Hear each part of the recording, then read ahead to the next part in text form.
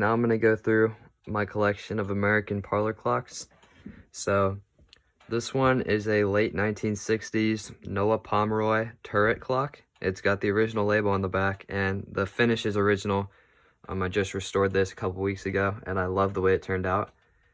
Next is a 1880s Victorian Ansonia parlor clock with the model name of Equal.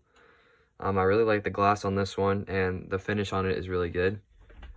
Next is the 1870s George B. Owen Arcus parlor clock. Another George B. Owen from the 1870s. This one is the lapwing, a really hard one to find. Next is an 1880s Gilbert Ursa. Another 1880s Gilbert clock, this one the Mitra. Yet again, another 80s clock. This one is the Prince by Gilbert. This one's an 1870s Gilbert turret clock. And an 1886 Seth Thomas Newark City Series clock. So next up are these four clocks. They're a Gilbert. They're all Gilberts from the 1880s, and they're all in a series called the Ebonized Walnut series, Ebonized Black Walnut series. So this one is called the Jet. This one is the Merle. This one is the Ariel, and the Ariel is probably the hardest one to find. And then next up is the Atosa, and the Atosa is the most expensive one, and probably just as hard to find as the Ariel, if not a little bit less. But all these are from the 1880s. They're all Gilberts. They've all been restored by either me or my family members. So here you go.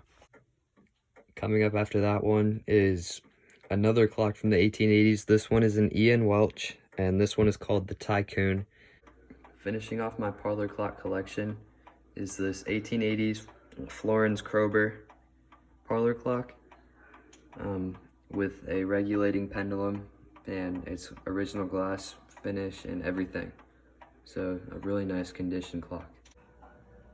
Up next is this Waterbury Strateris mantle clock. And on the other side of the cabinet is this Waterbury porcelain clock. After that is a late 1860s Anglo-American style wall clock with a Jerome movement. This clock is really nice, and the burl wood, the finish on the wood that isn't burled, all of it's original to the clock and in super good condition. After that is a Ingram Treasure Island banjo clock with bim bam striking. After that is a New Haven Silhouette banjo clock with a 30-day movement. So this clock runs for 30 days on one winding. Up next are a couple of my chiming mantle clocks. This one is a New Haven, obviously, and this one is a Kinzel.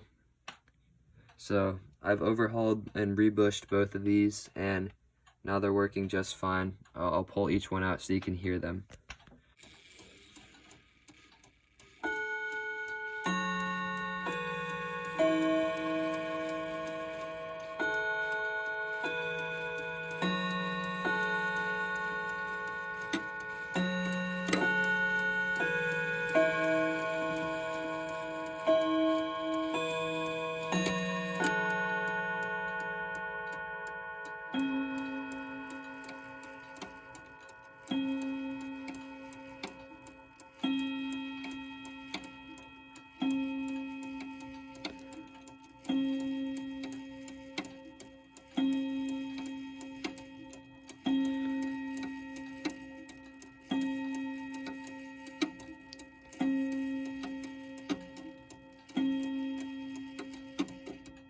Now for the Kinzel.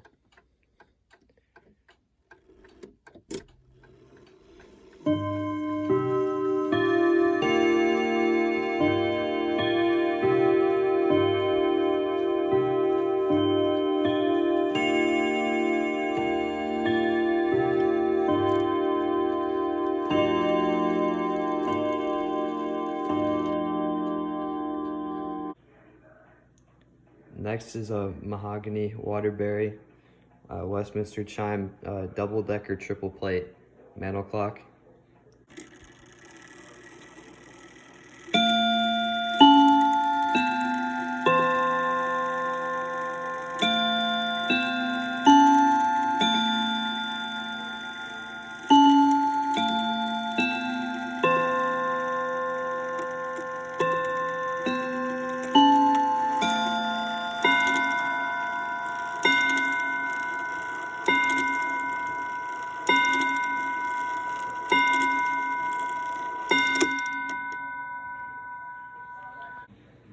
And last but not least of my American chiming timbre clocks is this Seth Thomas from the 1920s. Definitely one of the nicer ones that you can buy on the market. So I'll go ahead and let you hear it now.